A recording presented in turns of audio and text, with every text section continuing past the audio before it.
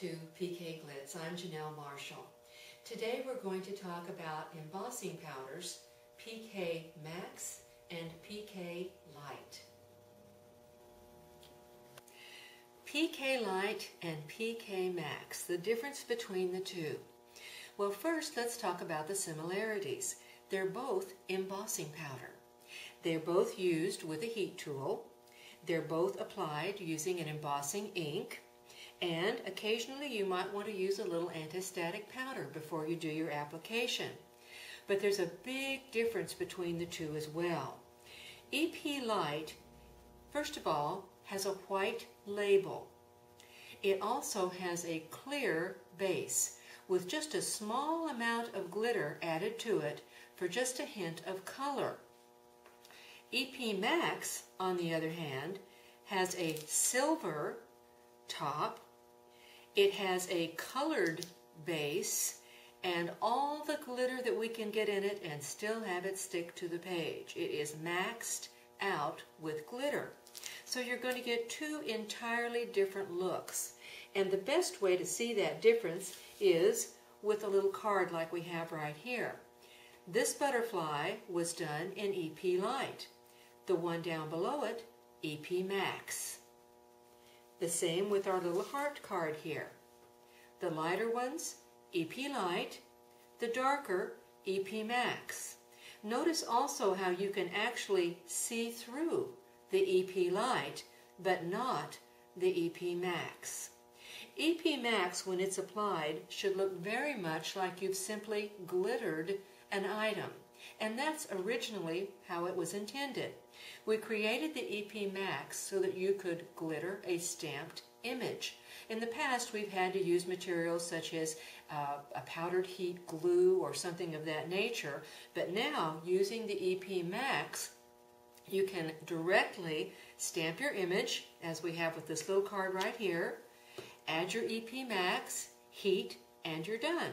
But it looks like a glittered surface.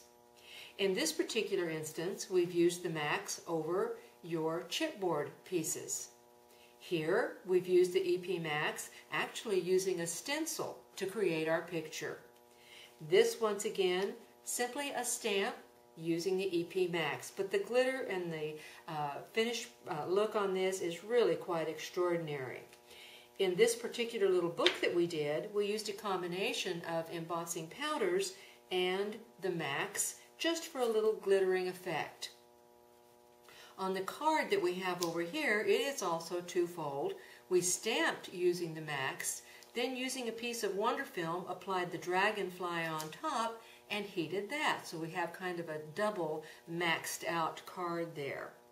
Now, as well as using the embossing ink to apply your Max or Lite, you can also use other sticky materials. Your sticky tape, your Wonder Film, your sticky paper.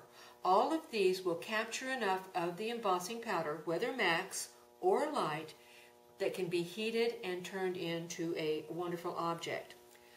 Of course, because we're talking about embossing powder, whether Lite or Max, we do use a heat tool.